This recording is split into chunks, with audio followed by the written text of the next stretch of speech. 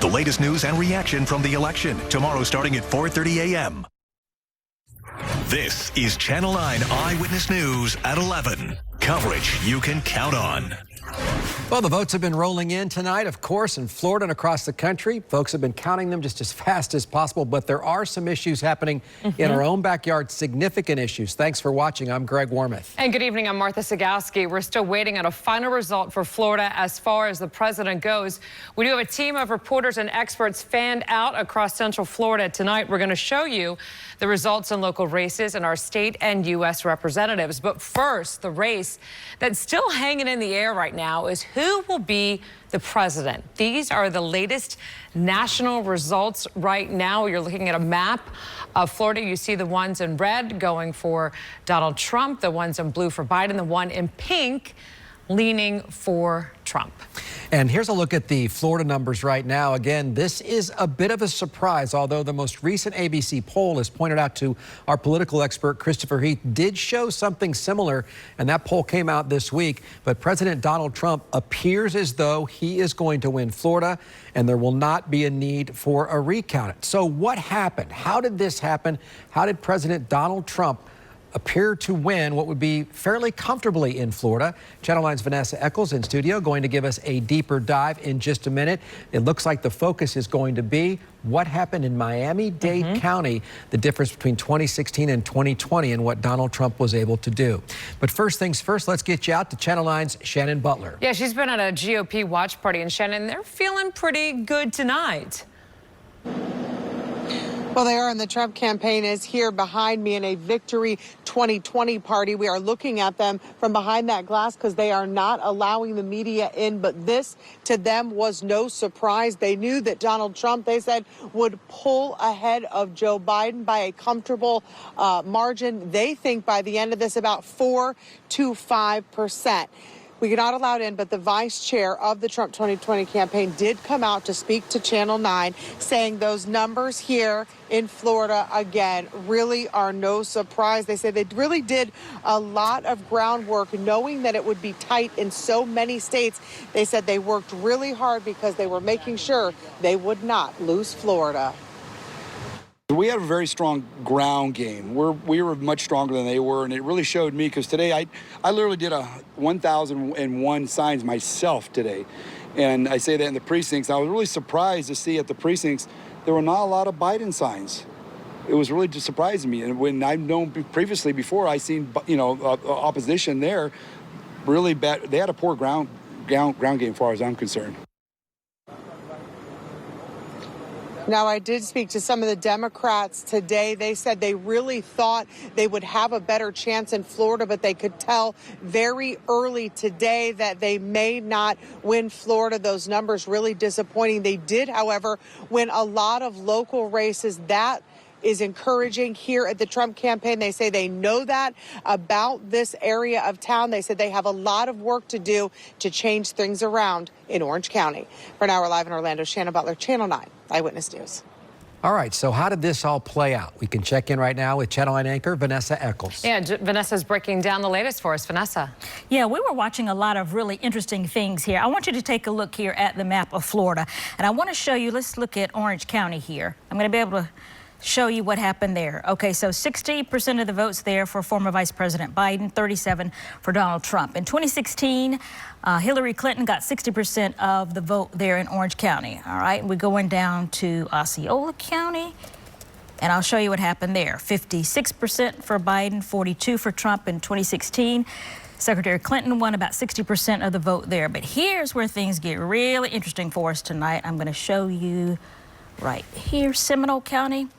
Turning blue, 50% for Biden, 48% for Trump. In 2016, it was 48% for President Trump, 47% for Hillary Clinton. Now, here's the big story, though, that we've been talking about all night if you're watching us over on TV 27, and that is what happened in Miami-Dade County. 53% for Vice President Biden, 46% for President Trump. But the big story here is that margin of victory.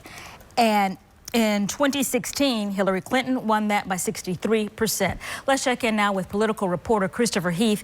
Chris, this was really something to watch what happened here in Miami-Dade County. Yeah, and the Miami-Dade County percentage is really speaking to what we saw all night with the numbers coming in. And if you look at right now the vote totals in Florida, you have Donald Trump up by about 383,000 votes. There is something like 700,000 votes still left to count. So Joe Biden, to win Florida, would need to get just slightly, not quite, a little bit more than half of all the votes that are outstanding right now. That's part of the reason why you haven't seen anybody really rush to call Florida. Although if you look at the numbers that are out there, we're definitely seeing where this is headed. Again, listen, the canvassing boards for these counties, most of them won't meet until the end of this week for even unofficial results. So there will be time to count all of this. And don't even get me started on the upper Midwest, where we have places like Pennsylvania, and we're going to have Wisconsin and Michigan that are going to be counting ballots for days to come. So we'll have to wait on them. But yeah, Florida, listen, if I'm looking at these numbers right now and I'm looking at where the votes are still outstanding, I just don't see a path forward for Joe Biden to win Florida. He may have a path forward to win the 270 electoral votes and be the next president of the United States. That's another conversation. But just as I'm looking at Florida right now, it looks as if Donald Trump is going to win it, and win it with a percentage almost as big as the percentage that George W. Bush won it in 2004 when he won Florida for the second time. That's pretty impressive for the Trump campaign. We'll have to see how the other 49 states play out. But right now, definitely, Florida right at the precipice of being called for the Trump campaign. Greg? And don't forget this, it is vital for a Republican to win Florida to win the White House, but for a Democrat, that is not as essential. And we've seen that, of course, play out in recent memory. Now, part of the reason it's taking so long to call Florida, and this is making national news tonight, is because of an internet outage in Osceola County that's blamed on Spectrum, the internet provider. The supervisor of elections is uploading the data the old-fashioned way, manually, not over Wi-Fi. Channel 9's Deanna Albritton live at the Osceola County Supervisor of Elections office. What's the latest from there, Deanna? Martha, Greg, we just saw this TV screen that's just opposite of me update to 100 precincts reporting. That's all of the precincts here in Osceola County. But of course, it took many hours today, much longer than it should have because of the internet outage here. And it all happened because someone nicked a fiber cable while putting in a street light, and that happened just after polls closed. So talk about bad timing. It took the internet down here, no Wi-Fi, so that data could not be brought in from the polling locations. Instead, it all had to be brought here manually. All of those machines brought here with one Democrat, one Republican in a car to escort that data here and then upload it with the USB drives straight into the computers here to be tabulated. So all of that data already on the machines, but uploaded here. We did just speak with the supervisor minutes ago. This is what she had to say about that alternate way, the old-fashioned way of getting those results in. Before, what's what we used to do. You, at the end of the evening, you would bring the equipment back in and it would be uploaded to the main, program that counts the ballots. This is safer because we're never connected to the internet this way. And so it takes it not as quick. And so, but they will be uploaded and we will have full results by the end of the evening. So she says inadvertently, fewer cybersecurity concerns for sure in Osceola County. But this is the board I'm talking about here. You can see at the top 100 of 100 precincts reporting there. So done before midnight, which was the supervisor's originally optimistic deadline for themselves for tonight. Live at the Osceola County Supervisor of Elections, Deanna Albritton, Channel 9 Eyewitness News. All right, Deanna, thank you for that update. And here's a look at the results for the state attorney's office in the 9th District, which covers Osceola and Orange County. And Monique Worrell will be the winner. She'll be declared that. Again, she actually posted something on Facebook, which we'll get to right now. Channel 9's Megan Cruz has been following this race closely for us tonight, and there was a little bit of a false celebration. Yeah, Megan, there's no official word on the race yet because of that internet outage, but Monique Worrell put something out on Facebook, and then that came down quickly after.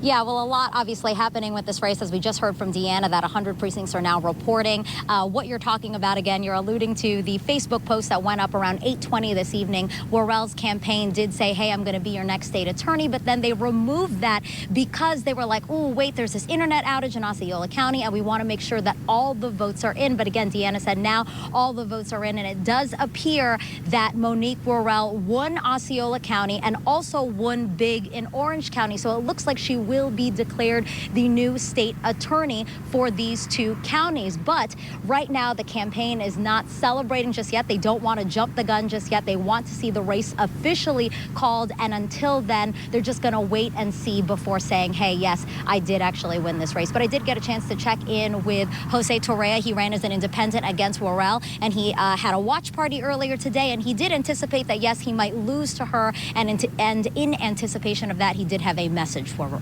Worrell. Fulfill the purpose of the office, which is to prosecute criminals. It's not the office for social reform or social agendas. There are other offices whose mission is to do social reform and social agendas, but not the state attorney's office. Now, Worrell has called herself a criminal justice reform advocate. She said if elected, police accountability would be one of her main priorities. So again, it does look like she will take the seat here at the state attorney's office. So I'll be reaching back out to her campaign to see if they want to say something tonight to supporters, or if that's something that they want to maybe save for the morning to finally have that big celebration that, again, they were anticipating and hoping for. Live in Orange County tonight, Megan Cruz, Channel 9 Eyewitness News. All right, we have a live look right now. This is a live picture from Washington, D.C., where crowds are gathering. We hear that there's some type of protests going on regarding the election. We're working to get more details on this one, but again, live pictures from Washington, D.C. as we continue to follow this election year 2020. We'll be back right after this. All right, here is the latest from Florida. The President of the United States, many times the Republican again has to win Florida to win the White House. That has been the history dating way back. And so far, so good for President Trump's followers. He has, it appears to have won Florida, although the race has not been called just yet. There are still some votes that are out there that, again, we are monitoring to see if that could sway this one way or the other. But it does appear that President Donald Trump will win the state of Florida for back-to-back elections. Martha? There are some demonstrations happening right now in Washington, D.C. We want to go live right now to Channel 9's Samantha Manning. She is there covering what's happening. And Sam, what's actually going on there? So, Martha, in the last hour, we started to see some heated interactions between people in the crowd and some police officers. But from what we can tell, those have been isolated incidents. And overall, it has remained pretty calm and peaceful. I want to show you the crowd that we're standing around. Since the sun has gone down, it has started to appear to be a younger crowd. But we've been out here throughout the day since the early afternoon, and we've seen generations of people, both young and old, some families, some people who have traveled from several states away, several hours away, just to be out here. And I want to be clear that this group, they are predominantly Black Lives Matter protesters. These are mainly not people who want to see President Trump reelected, but they did come out here to express their views. And something to point out, the local police department here in Washington, D.C., they have all of their officers working today. They have been preparing for this and anticipating large crowds. So we have seen the law enforcement officers among the protesters, among members of the press, and then the White House itself has added security as well. We're standing right in front of a fence that was put up as an added security barrier. It actually has been extended for Election Day to cover the entire perimeter of the White House. This fence had first been placed up a few months ago when we started to see these protests pop up, but they again extended it in anticipation of the large crowds we've been seeing out here tonight. Martha? All right, Sam, thanks so much. I want to take a quick look now at the races for U.S. House of Representatives. Democrats will keep control of the House of Representatives. That was really a given. Here's District 7 for you. Democrat Stephanie Murphy beat Dr. Leo Valentin. And in District 10, Democrat Val Demings kept her seat as well over Vina Francois. That was expected, and that is exactly what happened. We can also tell you that, again, we had Darren Soto win his seat as well, so the three Democrats did well tonight. Meantime, Congressman Demings was on the short list, of course, at one point for the vice president, but she'll return to the House of Representatives unless, I think, unless Joe Biden wins the White House, and then you could see a cabinet seat for her, but that's getting too far ahead of things. Karen Parks was there tonight as Demings got emotional during her victory. After a long day campaigning at the polls, U.S. Representative Val Demings accepts her re-election surrounded by family and friends. We have to help the incoming or current administration, whoever wins tonight, develop a unified, strategic, and scientifically based response to COVID-19. I had the opportunity to catch up with Congresswoman Demings today while she was campaigning at the polls. I asked her what her #1 priority would be. She said that she wants to work with the administration to come up with a uniform strategic response to get the virus under control so that we can get our economy back on track. Reporting here in downtown Orlando, Karen Parks, Channel 9 Eyewitness News. And state house seats were also up for grabs tonight. Here's a look at the race for Florida State House of Representatives 42. This result, though, was delayed by that internet outage in Osceola County, but it looks like the Republican Fred Hawkins is going to win this one. Well, there could be a runoff, though, That's right? true. There could be. Chris? If it's 47, 46? What are we doing? Let's go back to Osceola that. County? Yes. No, the Osceola County, Fred Hawkins. It was Can we look at 47, that? 46. No, there'd be a recount. There would not be a runoff in that one. Okay, a recount there because General it's election, close. you're dealing with a recount because it would be within, if I remember the percentage correctly, you're dealing with less than a half a percentage point. So we're going to have a machine recount. And if that comes back under a quarter percentage point, then it's a hand recount. So All that's right, where that one's at. didn't want to name that a winner just yet. Another race we're keeping an eye on in Osceola County, the race for sheriff, and this one will not need a recount of any kind. You can see that Tony Fernandez is going to fall short in his bid to knock off Marco Lopez. Again, Marco Lopez fired by Russ Gibson when he announced he was going to run for sheriff. And at the end of the day, he becomes the new sheriff. And again, there'll be a whole different sort of leadership there, the first Hispanic sheriff in Osceola County history. It's a big one. Channel 9's Alexa Lorenzo has been keeping an eye on this one, and there was quite the party out there tonight, Alexa. Oh, yeah, Martha, with 95 of the 101 precincts now reporting in Osceola County, it looks like Marco Lopez will claim that title of Osceola County's new sheriff. He has 68% of the votes right now, and he's celebrating in here with his family, friends, and supporters. And this is probably the most Osceola County thing I've ever seen. Take a look inside of the party. There's a mariachi band playing Spanish music, and outside there was a horse and a bull with a local rancher. It's a fusion of what Osceola County has become, right? A mix of people from different backgrounds, and Marco says he would be proud to serve everyone in this incredibly diverse community. He was with the sheriff's office for 17 years, and he's confident he will be the new sheriff in town. I mean, according to the numbers, we should win, but I'm waiting for the official result because it's driving me crazy. Hopefully everything will work out in our favor and we'll be declared the victor here soon. Candidate Luis Tony Fernandez has about 31% of the votes. He was also with the sheriff's office before and came out of retirement to run for this position. I spoke with him earlier this afternoon and asked him this. I know you don't want to think about it, but if you lose, what's next for you? Well, keep with my private life. You know, I got my own business. My wife has her own business as well. So just keep with my private life because that's going to be God's will. Tonight's going to be God, the one going to decide what's going to happen. We'll keep tracking the data and let you know if Marco declares victory or if Tony concedes. Stay with us. We'll be right back. Because of the internet outage in Florida, the Associated Press is still waiting to call the state of Florida for President Trump. And Channel 9's Carla Ray monitoring the election live from Tallahassee. And Carla, the race is close, but it's not close enough to trigger a recount. And that's why we came here to Tallahassee, because if that were to happen, it would be administered by the Secretary of State here at the Department of State. She's been busy throughout the day being in contact with all 67 county supervisor of elections. And the good news here, she says that there really hasn't been too many issues statewide, a few glitches here and there, including the one in Osceola County that we're talking about tonight. But overall, it's been pretty smooth in Florida, which is rare for us to say when it comes to an election. And when you think about the massive task of doing an election in our state, 62% of registered voters actually voted before today, about 9 million people going to early vote or vote by mail. And when you think about the number of precincts we have statewide, over 6,000, she talked about that massive undertaking and the fact that Florida got through this without any real problems. And, you know, people really being respectful of each other at the polls. Listen to what she said. Florida voters followed the law and treated one another with respect and courtesy at the polls. Thank you, Florida, for being an example today of voters of diverse political views and differing hopes for the outcome of tonight's election.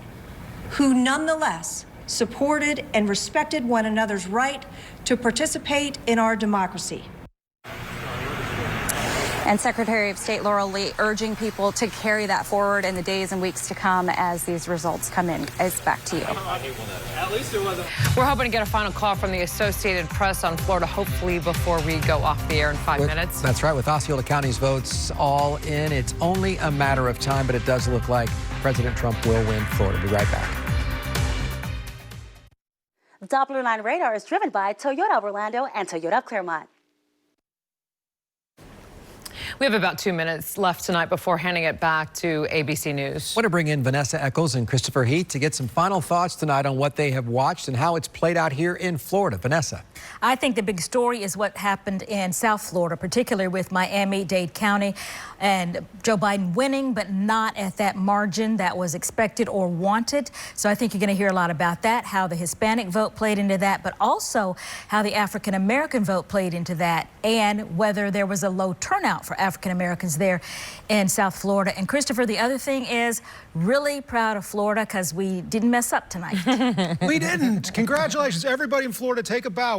We got through the election without any major hanging chads anywhere or touchscreens that didn't work. And listen, it comes down to this. The counties I was watching tonight, Seminole, Pinellas, and Duval, I felt if Biden won those, he'd do very well in Florida. The caveat to that is you cannot get the poor margins he got in Miami-Dade. Hillary Clinton won it by some 300,000 votes. He only won it tonight by 80,000. You cannot bleed off that many votes and carry the state. That's how Trump won it. Martha?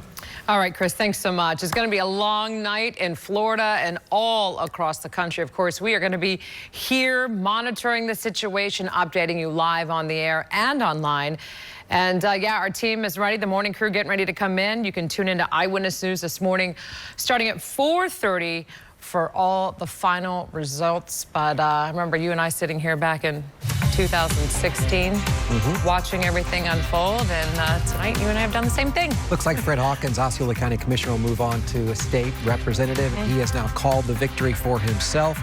In terms of the state of Florida, remember that it is difficult for a Republican to win the White House without winning Florida. I interviewed Mike Pence today, the vice president. He said that they felt good about Florida tonight. They feel great. But that does not mean that the path to the White House is clear for the Republicans. Still many ways for former Vice President Joe Biden to win. So stay right here on Channel 9 throughout the night, throughout tomorrow as those votes are counted. And again, we'll find out when we find out who wins. But Florida, again, did its job. There will not be a recount of any kind here in Florida because the margin will be just fine. There does not appear to be any issues. The only issue was the outage, and that was it. Everything else ran smoothly. And it was rectified. They did bring the votes over. All that's been counted. Thank you so much for watching, both here on Channel 9 and on TV 27. Have a good rest of your night and enjoy. Get another cup of coffee and enjoy ABC. All right. Good Take night. care.